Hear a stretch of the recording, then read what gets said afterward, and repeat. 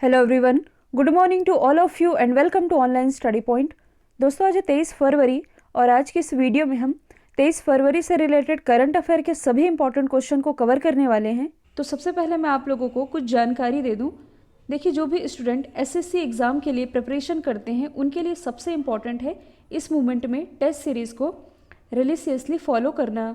ऐसे exam back to back आने ही वाले हैं, तो टेक्स्ट बुक जिसके टेस्ट सीरीज़ 1 करोड़ से ज़्यादा स्टूडेंट अभी तक अटेम्प्ट कर चुके हैं, उनके पास में आप लोगों को एसएससी सीजीएल के लिए 363 मॉक और एसएससी सीएचएसएल के लिए 282 मॉक, एसएससी सीपीओ के लिए 125 मॉक, इसके अलावा एसएससी स्टेनोग्राफर के लिए 61 मॉक और इसके अलावा भी आईबी एशियो के जो कि आईबी के एग्ज़ाम है, इसके लिए आप लोगों को 76 फुल मॉक टेस्ट मिलेंगे। इसके साथ ही आरआरबी और एनटीपीसी की भी तैयारी के लिए कुछ 330 मॉक ये आप लोगों को मिल जाएंगे। और अभी टेक्स्ट बुक का एनिवर्सरी ऑफर भी चल रहा है, जहां 299 में आप लोगों को टेक्स्ट बुक पास मिल जाएगा, जिसमें कि 200 एग्ज़ाम के लिए 12,000 प्लस मॉक मिल सकेंगे। तो आपको स्टडी पॉइंट मतलब कि स्टडी 10 इस कूपन को अप्लाई करना है और इससे आप लोगों को 30 रुपये एक्स्ट्रा डिस्काउंट भी मिल सकेगा। लिंक डिस्क्रिप्शन बॉक्स में दी हुई है। तो चलिए स्टार्ट करते हैं। हमारा पहला क्वेश्चन, हाल ही में भारत ने किस देश के साथ $50 मिलियन के लाइन ऑफ क्रेडिट समझौते पर हस्ताक्षर किए हैं? तो ये समझौता भी हाल ही में किया गया है भारत और मालदीव के बीच। हाल ही में जो हमारे विदेश मंत्री हैं एस जयशंकर, ये मालदीव की यात्रा पर गए थे, जहाँ पर इन्होंने भारत के द्वारा निर्मित किए गए 1 लाख एक्स्ट्रा कोरोना वैक्सीन ये मालदीव को सौंपे हैं। इसके अलावा 5 समझौते पर भी हस्ताक्षर किए गए हैं। और क्यों किए गए हैं? दोनों ही देशों के बीच इंफ्रास्ट्रक्चर और व्यापारिक संबंधों को मजबूत बनाने के लिए। अच्छा, यहाँ जो टर्म लिखा हुआ है लाइन ऑफ क्रेडिट, क्योंकि $50 मिलियन का ये लाइन ऑफ क्रेडिट समझौता रहा है, ये क्या होता है? तो देखिए, एक होता है बिजनेस लोन। बिजनेस लोन ये क्या होता है? तो कारोबार यानी कि बिजनेस के लिए दिया जाने वाला लोन, ये है बिजनेस लोन। एक होता है लाइन ऑफ क्रेडिट, ये क्या है? तो इसके बारे में यदि हम एकदम सिंपल भाषा में समझें तो यह व्यापारियों का क्रेडिट कार्ड होता है। ये एक प्रकार का फंड है जिसमें कि लोन आमतौर पर कारोबारियों को, कंपनियों को या सरकारी संस्थानों को दिया जाता है। और लाइन ऑफ क्रेडिट से उद्योग यानी कि अपने बिजनेस के प्रोडक्ट के इम्पोर्ट एक्सपोर्ट कहने का मतलब है कि आयात निर्यात में और दूसरे देशों में अपने उद्योग स्थापित करने में ये बढ़ावा देता है। ये है लाइन ऑफ क्रेडिट। और अभी हाल ही में भारत और मालदीव के बीच $50 मिलियन के लाइन ऑफ क्रेडिट के समझौते पर हस्ताक्षर किए गए हैं। अच्छा, कल काफ़ी सारे स्टूडेंट ऐसा भी कमेंट कर रहे थे कि जब कभी भी किसी कंट्री का डिस्कशन आता है तो इसका भारत के साथ क्या रिलेशन है, इसके बारे में भी डिटेल में बताया जाए। तो यहाँ बात की जा रही है मालदीव की। देखिए, मालदीव के यदि इतिहास के बारे में हम बात करें तो ये ब्रिटिशों से 16 जुलाई 1965 में आज़ाद हुआ था। मतलब कि इसे 1965 में आज़ादी मिली थी। तो मालदीव को एक संप्रभु राष्ट्र के रूप में सबसे पहले मान्यता देने वाले देशों में अपना देश भारत भी था। और 1972 में जो भारत है, इसने मालदीव में अपना दूतावास खोला था। और देखिए, मालदीव के साथ भारत के काफ़ी लंबे समय से अच्छे संबंध रहे हैं। और देखिए, जो भारतीय समुदाय है ये मालदीव में निवास करने वाला दूसरा सबसे बड़ा समुदाय भी है। और सबसे बड़ा सांप्रदायिक धर्म यदि कहा जाए तो ये है मुस्लिम समुदाय। यदि आप करंट से रिलेट कर सकें, हालांकि ये करंट का सवाल नहीं है, यदि आप लोगों को मालूम होगा कि जब प्राइम मिनिस्टर नरेंद्र मोदी जी दूसरी बार भारत के प्राइम मिनिस्टर बने थे, तब इनकी पहली विदेश यात्रा क्या थी? तो ये मालदीव ही थी। तो यदि हम भारत और मालदीव के बीच संबंधों की बात करें तो इससे रिलेटेड मैं आप लोगों को कुछ फैक्ट बता देती हूँ। जैसे कि भारत और मालदीव ने 1981 में यानी कि 1981 में एक व्यापार समझौते पर भी हस्ताक्षर किए थे, जो कि आवश्यक वस्तुओं यानी कि एसेंशियल वस्तुओं के निर्यात का प्रावधान करता है। जो एसबीआई है यानी कि स्टेट बैंक ऑफ इंडिया, ये 1974 से यहाँ कहने का मतलब है मालदीव में 1974 से यहाँ आर्थिक विकास में महत्वपूर्ण भूमिका निभा रहा है। और जो अपना देश भारत है, ये अनेक योजनाओं के तहत मालदीव के छात्रों को स्कॉलरशिप भी प्रदान कर रहा है। तो ये तो बात हुई भारत और मालदीव के बीच के संबंध की। यदि हम बात करें मालदीव की तो इसकी कैपिटल है माले, करेंसी है रुपया, यहाँ के प्रेसिडेंट है इब्राहिम मोहम्मद सोली। और भारत और मालदीव के बीच एक एक्सरसाइज होती है जिसका नाम है ई कुवरिन। हाल ही में लगभग 6 दशकों में पहली बार किस राज्य की विधानसभा में राष्ट्रगान बजा है? तो 6 दशक या आप कह सकते हैं कि 60 साल, ये एक्चुअल में 60 साल नहीं है, ये है 58 ईयर। तो आप कह सकते हैं कि लगभग 6 दशक यानी कि 6 डिकेड में पहली बार जो नागालैंड की विधानसभा है, यहाँ पहली बार राष्ट्रगान बजा है। देखिए, जो नागालैंड है इसे 1 दिसंबर 1963 में यानी कि 1963 में इसे राज्य का दर्जा दिया गया था और ये बना था भारत का 16वां राज्य, क्योंकि जब देश आज़ाद हुआ था उस समय यह असम प्रांत का हिस्सा हुआ करता था और 1950 तक इस क्षेत्र में अंतर्जातीय संघर्ष के कारण विद्रोह चलता रहा है। और इसके बारे में आप लोगों ने पढ़ा भी होगा, ये अशांत एरिया भी है। यदि आप लोगों को याद होगा तो कुछ दिन पहले मैंने आप लोगों को बताया था कि हाल ही में नागालैंड में फिर से AFSPA लगा दिया गया है। अब ये AFSPA क्या है, इसके बारे में यदि हम डिटेल में डिस्कस करें तो इसकी फुल फॉर्म बनती है armed forces special power act. अब ये क्या है, इसके बारे में मैंने आप लोगों को बताया भी है। तो देखिए, इस कानून के अंतर्गत मतलब कि यह जो कानून है जिस क्षेत्र में लगाया जाता है वहाँ भारतीय सेना को विशेष अधिकार प्रदान किए जाते हैं, जिसके अंतर्गत भारतीय सेना है जो ये बिना वारंट के जांच करने का अधिकार प्राप्त कर लेती है।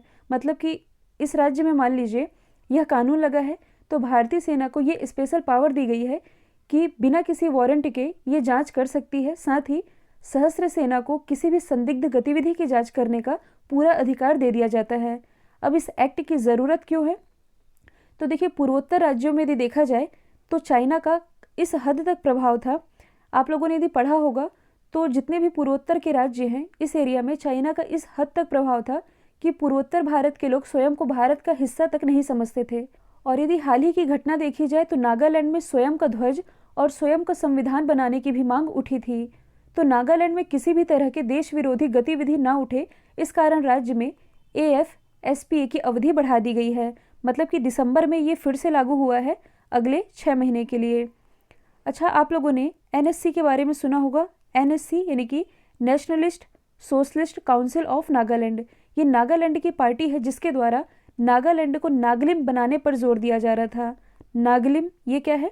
तो देखिए, नागलिम कहने का मतलब ये है कि जिसमें कि अरुणाचल प्रदेश, असम, मणिपुर और थोड़ा सा हिस्सा म्यांमार का मिला करके ये नया देश बनाने पर जोर दे रहे थे। तो इन्हीं सब कारणों से इन राज्यों को इनर लाइन परमिट का ऑर्डर दिया जाता है ताकि राज्य सरकारें किसी भी विदेशी को यहाँ ना आने दें। अब मैं आप लोगों को इस कानून से रिलेटेड कुछ इंपॉर्टेंट बातें बताती हूँ जो कि हो सकता है आपके एग्जाम में काम आ सकें। तो पहला तो आप ये याद रखेंगे कि जिस किसी एरिया में मतलब कि जिस किसी क्षेत्र को अशांत क्षेत्र घोषित किया जाता है, वहाँ के लोग यदि कानून के अंतर्गत काम नहीं करते तो काम ना करने वालों को मतलब कि जो भी कानून के अंतर्गत रह के काम नहीं करता उन पर सशस्त्र सेना द्वारा गोलियां भी चलाई जा सकती हैं। साथ ही ऐसा कोई भी व्यक्ति जो कि संदिग्ध लग रहा है तो ऐसे किसी भी व्यक्ति के खिलाफ वारंट जारी किया जा सकता है और इसे गिरफ्तार भी किया जा सकता है। इसके अलावा किसी के भी घर में बिना वारंट के जांच की जा सकती है। ये सब कुछ होता है armed forces special power act में। एडिशनल तौर पर आप ये याद रखेंगे कि ये जो कानून है AFSPA कानून, ये सबसे पहले मणिपुर में लगाया गया था 1958 में। हाल ही में भारत का सबसे लंबा एयर प्योरीफायर फिल्टर ये किस शहर में स्थापित किया जाएगा? तो ये स्थापित किया जाएगा चंडीगढ़ में, जो कि पंजाब और हरियाणा की कैपिटल है। ये होगा देश का सबसे लंबा एयर प्योरीफायर फिल्टर जो कि अपने चारों ओर 1 किलोमीटर के एरिया को कवर करेगा। एयर प्योरीफायर, इससे आप क्या समझते हैं? जैसे कि होता है वाटर प्योरीफायर जो कि पानी को प्योरीफाई करने का काम करता है, सेम उसी तरह से है एयर प्योरीफायर जो कि वायु की गुणवत्ता में सुधार लाने का काम करेगा। यदि आप लोगों को याद होगा तो कुछ समय पहले ही हरियाणा के जो मुख्यमंत्री हैं मनोहर लाल खट्टर, इनके द्वारा गुड़गांव हरियाणा से प्रोजेक्ट एयर केयर की भी शुरुआत की गई थी। किस लिए की गई थी? यहाँ की वायु गुणवत्ता में सुधार लाने के लिए, जिसके लिए 65 वायु भी लगाए जा रहे हैं। वायु कहने का मतलब है wing augmentation air purifying units, ये लगाए जा रहे हैं ताकि यहाँ वायु की गुणवत्ता में सुधार किया जा सके। और यही है भारत का सबसे लंबा एयर प्योरीफायर फिल्टर जो कि स्थापित किया जा रहा है चंडीगढ़ में। अच्छा, चंडीगढ़ से आप लोगों को क्या याद आता है? कुछ समय पहले ही यहाँ के जो मुख्यमंत्री हैं मनोहर लाल खट्टर, इनके द्वारा यहाँ से एयर टैक्सी सर्विस की भी शुरुआत की गई थी। इसके अलावा नॉर्थ इंडिया का पहला डॉग पार्क ये स्थापित किया गया है चंडीगढ़ में ही मतलब कि स्थापित किया जा रहा है, जबकि भारत का पहला डॉग पार्क ये स्थापित किया गया है हैदराबाद में, जो कि तेलंगाना की कैपिटल है। हाल ही में ऑस्ट्रेलिया ओपन में मेंस सिंगल का टाइटल किसने जीता है? तो देखिए, कल मैंने आप लोगों को बताया था कि इसमें वुमेन सिंगल का टाइटल जीता था जापान की नाओमी ओसाका ने यूएसए की जेनिफर ब्रेडी को हरा करके। अब यहाँ बात की जा रही है मेंस सिंगल के टाइटल की, तो ये जीत लिया है नोवाक जोकोविक ने। नोवाक जोकोविक जो कि बिलोंग करते हैं सर्बिया से, और इन्होंने फाइनल में रशिया के डेनियल मेदवेदेव को हरा करके ये खिताब अपने नाम कर लिया है। इन्होंने 9वीं बार ऑस्ट्रेलियन ओपन का खिताब अपने नाम किया है और ये इनके करियर का 18वां ग्रैंड स्लैम है।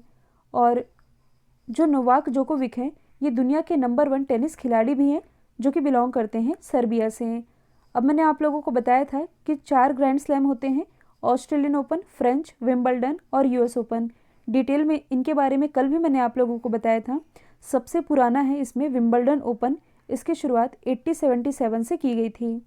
खेलो इंडिया यूनिवर्सिटी गेम्स के दूसरे संस्करण का आयोजन कहाँ किया जाएगा?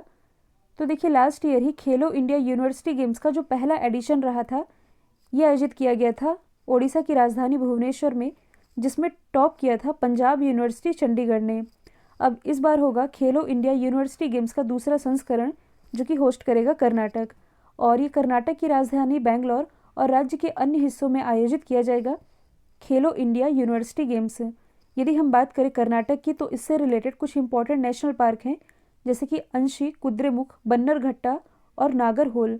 करंट से आप कुछ चीज़ें रिलेट कर सकते हैं, जैसे कि भारत की पहली गर्ल्स फुटबॉल एकेडमी और दुनिया का सबसे उभरता टेक हब ये बना है बैंगलोर, जो कि इसकी कैपिटल तो है ही। ये वृषभावती नदी के किनारे बसी हुई है और इसे भारत की सिलिकॉन सिटी के नाम से भी जाना जाता है। भारत की पहली ड्राइवरलेस मेट्रो कार ये बैंगलोर से ही लॉन्च की गई है रक्षा मंत्री राजनाथ सिंह जी के द्वारा। इसके अलावा भारत का पहला चंदन संग्रहालय ये भी ओपन किया गया है कर्नाटक में ही। हाल ही में किस शहर में ट्रांसजेंडरों की शिकायत के लिए ट्रांसजेंडर डेस्क की स्थापना की जाएगी? तो इसकी स्थापना की जाएगी हैदराबाद में। देखिए, जो ट्रांसजेंडर समुदाय हैं इनके सामने यदि कोई भी समस्या आती है, कोई भी प्रॉब्लम आती है, तो वे कहाँ जा कर के अपनी शिकायत कर सकते हैं। इसके लिए ट्रांसजेंडर डेस्क इसकी स्थापना की जानी है हैदराबाद में। देखिए, जो सरकार है, चाहे वह केंद्र सरकार हो चाहे वह राज्य सरकार हो, यह ट्रांसजेंडरों के अधिकारों के प्रति काफ़ी अवेयर भी है और इसके लिए काफ़ी योजनाएं भी निकालती हैं। यदि आप कुछ रिलेट कर सकें तो कुछ समय पहले ही जो हमारे केंद्रीय मंत्री हैं थावरचंद गहलोत, इनके द्वारा ट्रांसजेंडरों के लिए राष्ट्रीय पोर्टल भी लॉन्च किया गया था। इसके अलावा हाल ही में जो असम है, लोक सेवा आयोग में ट्रांसजेंडर का विकल्प शामिल करने वाला ये भारत का पहला राज्य भी बन गया है। यदि आप करंट से रिलेट करेंगे तो कल ही मैंने आप लोगों को बताया था कि हाल ही में उत्तर प्रदेश का पहला ट्रांसजेंडर सार्वजनिक शौचालय ये स्थापित किया गया है वाराणसी में, और इसी उत्तर प्रदेश में भारत की पहली ट्रांसजेंडर यूनिवर्सिटी भी स्थापित की जाएगी।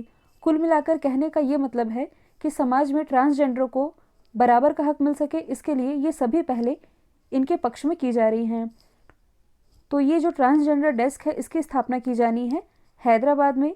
हैदराबाद जो कि तेलंगाना की कैपिटल है और ये मूसी नदी के किनारे बसी हुई है। चार मीनार ये भी हैदराबाद में स्थित है। और यदि आप करंट से रिलेट करेंगे तो हाल ही में 2020 के ट्री ऑफ द वर्ल्ड के रूप में हैदराबाद को ही चुना गया है। हाल ही में प्रकाश जावड़ेकर जी ने अटल पर्यावरण भवन का उद्घाटन कहाँ किया है? तो इसका उद्घाटन अभी हाल ही में किया गया है लक्षद्वीप में, जो कि एक यूटी है। तो लक्षद्वीप में पर्यावरणीय योजनाओं के कार्यान्वयन के लिए इस भवन का उद्घाटन किया गया है, जिसका नाम है अटल पर्यावरण भवन। उद्घाटन किया गया है केंद्रीय मंत्री प्रकाश जावड़ेकर जी के द्वारा। यदि हम बात करें लक्षद्वीप की, तो देखिए लक्षद्वीप की कैपिटल है कावरती, और ये जो आप देख रहे हैं ये है मिनिकॉय। कई बार एग्जाम में पूछा जाता है कि 9 डिग्री चैनल ये कहाँ स्थित है? तो 9 डिग्री चैनल ये लक्षद्वीप और मिनिकॉय के बीच ही स्थित है। और ये जो आप देख रहे हैं कदमत द्वीप, कदमत द्वीप, इससे रिलेटेड एक फैक्ट आप याद रख सकते हैं, इसे ही इलायची द्वीप के रूप में जाना जाता है, जो कि एक प्रवाल द्वीप है। और यदि आप करंट से रिलेट कर सकें तो हाल ही में भारत का 100% जैविक खेती लागू करने वाला पहला यूटी ये बना है लक्षद्वीप ही। जबकि जैविक खेती लागू करने वाला पहला राज्य यदि पूछा जाए तो ये है सिक्किम। पहला यूटी ये बन गया है लक्षद्वीप। और बाकी सारे जो यहाँ पे आइलैंड है इसकी लोकेशन आप देख भी सकते हैं, यहाँ से इम्पॉर्टेंट था कावरती, मिनिकॉय और कदमत, जिसके बारे में मैंने आप लोगों को बता दिया है। कोचीन से इसकी दूरी, कोचीन जो कि केरला में स्थित है, ये कुछ इस प्रकार से है। Green peas south east Asia analysis of IQA data 2020 की रिपोर्ट के अनुसार भारत में वायु प्रदूषण से किस शहर में सबसे अधिक मौतें हुई हैं? तो हाल ही में ये जो डेटा रिलीज़ किया गया है, इसके अनुसार एयर पॉल्यूशन के कारण सबसे अधिक मौतें ये हुई है राजधानी दिल्ली में। अब इससे आप क्या समझ रहे हैं कि वायु प्रदूषण के कारण किसी की मौत हो गई? तो जैसे कि आप सभी जानते हैं कि भारी मात्रा में जो वायु प्रदूषण है, ये सीधे तौर पर तो फेफड़े को प्रभावित करता है, साथ ही जो प्रदूषित वायु है ये उन जीवाणुओं को भी साथ लाती है जो कि सांस लेने के रास्ते में प्रवेश कर जाते हैं और निमोनिया का कारण बनते हैं। और प्रदूषित हवा में यानी कि पॉल्यूटेड एयर में लगातार सांस लेने से यह बीमारी और भी बदतर हो जाती है। तो जो लोग हैं इसी बीमारी में फंसते गए और इनके कारण इनकी मौत हो गई। कहने का मतलब ये है कि वायु प्रदूषण के कारण जो बीमारियां हुई और उन बीमारियों से सबसे अधिक मौत के मामले में जो दिल्ली है ये है टॉप पर। और वायु प्रदूषण से निपटने के लिए दिल्ली सरकार के द्वारा कुछ कदम भी अपनाए गए हैं, इन्हें हम डिस्कस कर लेते हैं। जैसे कि ऑड इवन पहल, ये तो काफ़ी समय से, मतलब कि जब अरविंद केजरीवाल जी फर्स्ट टाइम वहाँ के मुख्यमंत्री बने थे तभी ये पहल लागू की गई थी। इसके अलावा हाल ही में रेड लाइट ऑन गाड़ी ऑफ अभियान की भी शुरुआत की गई है। कहने का मतलब ये है कि रेड लाइट आने पर ट्रैफिक सिग्नल में जब रेड लाइट ऑन होता है उस समय गाड़ियों को ऑफ करना कंपलसरी कर दिया गया था। इसके अलावा हाल ही में यहाँ के जो मुख्यमंत्री अरविंद केजरीवाल जी, इनके द्वारा स्विच दिल्ली अभियान की भी शुरुआत की गई। क्यों की गई? इलेक्ट्रॉनिक वाहनों को बढ़ावा देने के लिए। साथ ही वृक्षारोपण नीति लागू करने वाला भारत का पहला राज्य ये भी दिल्ली ही बन गया है। अगला क्वेश्चन है, हाल ही में Dada Saheb Phalke international film festival में बेस्ट एक्टर का अवार्ड किसने जीता है? तो ये इस फेस्टिवल का 5वां एडिशन रहा है जिसमें बेस्ट एक्टर का अवार्ड जीता है अक्षय कुमार ने। कुछ और भी इम्पोर्टेंट अवार्ड है, जैसे कि बेस्ट एक्टर अक्षय कुमार इनकी फिल्म लक्ष्मी के लिए, बेस्ट एक्ट्रेस का अवार्ड जीता है दीपिका पादुकोण ने इनकी मूवी छपाक के लिए, बेस्ट फिल्म का अवार्ड जीता है तान्हाजी ने, इसके डायरेक्टर हैं ओम राउत। और कल ही मैंने आप लोगों को बताया था मोस्ट वर्सेटाइल एक्टर, इसका अवार्ड जीता है के मेनन ने। और इसमें जो सुशांत सिंह राजपूत है इन्हें मरणोपरांत क्रिटिक्स बेस्ट एक्टर का अवार्ड मिला है इनकी फिल्म दिल बेचारा के लिए। तो बेस्ट एक्ट्रेस, बेस्ट एक्टर और बेस्ट फिल्म, इसी से एग्जाम में क्वेश्चन पूछे जाते हैं। ये तीनों ही इम्पॉर्टेंट है। विश्व चिंतन दिवस ये कब मनाया जाता है? तो ये भी हाल ही में मनाया गया है 22 फरवरी को। और ये जो दिवस है ये दुनिया भर में सभी गर्ल्स स्काउट, गर्ल्स गाइड और दूसरे गर्ल्स ग्रुप के द्वारा मनाया जाता है ताकि दुनिया भर में विचारों की चिंताओं को कम किया जा सके। इसी के पहल के रूप में ये दिवस मनाया जाता है। और इस बार ये जो वर्ल्ड थिंकिंग डे मनाया गया, इसकी थीम थी पीस बिल्डिंग, यानी कि शांति स्थापना। यदि हम अदर ऑप्शन को डिस्कस करें तो 21 फरवरी को क्या मनाया गया है? अंतर्राष्ट्रीय मातृभाषा दिवस। 20 फरवरी को मनाया गया है विश्व पेंगोलिन दिवस। कल जो मैंने आप लोगों से सवाल पूछा था इसका राइट आंसर था जगन मोहन रेड्डी। अब आप लोगों के लिए आज का सवाल है, ऑस्ट्रेलियन ओपन में वुमेन सिंगल का टाइटल किसने जीता है? तो इसका जो भी आंसर है कमेंट बॉक्स में बताइएगा। वीडियो यदि पसंद आया है तो लाइक, शेयर और सब्सक्राइब करना बिल्कुल मत भूलिएगा। तो आज के लिए इतना ही। Thank you so much.